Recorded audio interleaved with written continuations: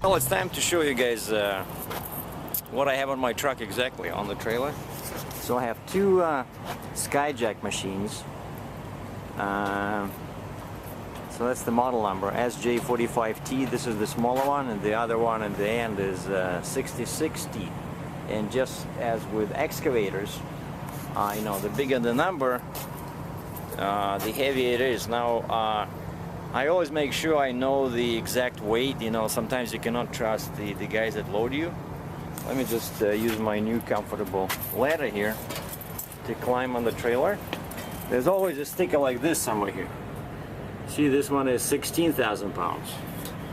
All right, and I got a ticket because originally, see how this tire sits just maybe 1 foot right from the front of the trailer. Originally, this tire was somewhere like here, where my rear axle of the truck is. Why? Because I had timbers in here. You know, I didn't want to move them. I didn't think I needed to, and this is the only way to load these machines. So because of their booms, you know, you cannot put them like, you know, you cannot have the basket in the front and in the rear. They won't fit, because especially this big one, there's a really big boom, you know. And of course you have to tie down the basket, and you see that's where I put my timbers, right? And so this machine, this one weighs 28,000, and originally when they loaded, the rear tire was here, you know, behind my tire. And I told the shipper, like the guy who was loading me, I said, you know, that's not right. I know I'll be overloaded. So they moved it a little bit. I think the tire was somewhere here, right above my rear tire. And when I get to that scale in Wisconsin, you know, I was pretty sure, because my total weight is like, I weigh with this load about 76,000 pounds, right? So so these two machines, right? So 16 plus 28, it's legal, and that's why I didn't scale. I was pretty sure, because we pushed them, you know, as far ahead as possible, but evidently not far enough, because I had 2,500 pounds over on the trailer axles, right?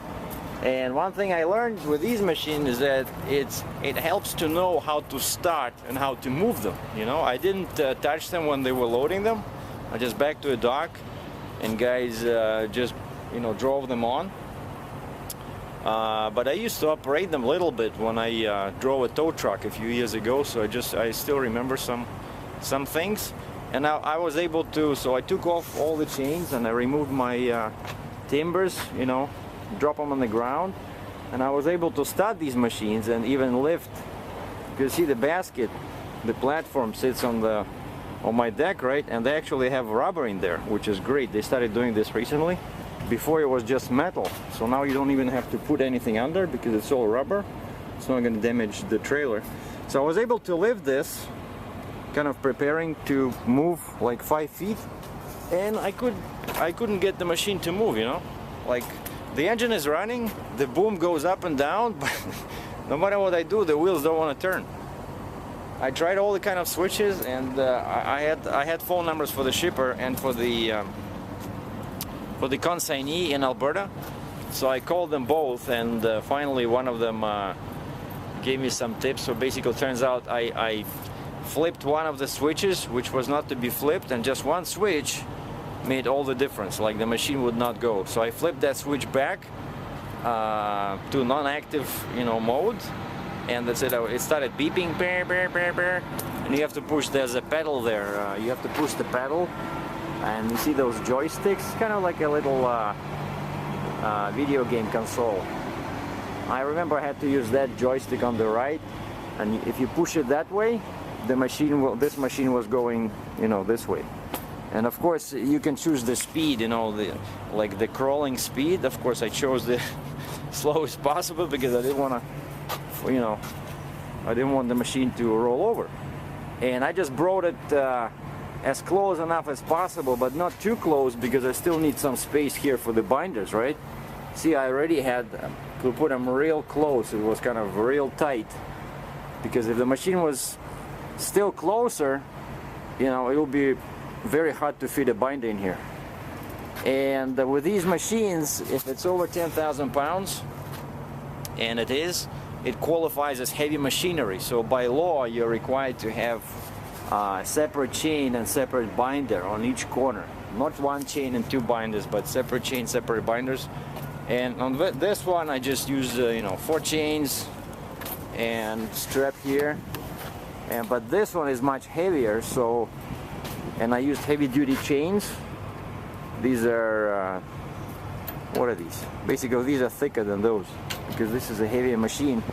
And I also have four chains, but then I use another one because for this weight I needed 5 chains. See, I put one like this against tires, and I tie down that binder there so that it doesn't open.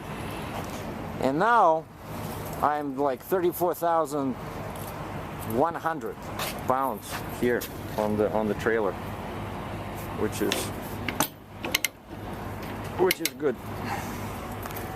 And of course, you know, I have to. So one thing that helps is that these machines, they have a brake there, like hydraulic brake, and when that brake is activated, you know, there's no way they're moving. They're not like, you know, cars or pickup trucks. They have these hydraulic brakes, so which helps a lot. But this is nice, you know, trick I learned is that you use a chain to kind of against the tire so it stops it, you know, from rolling.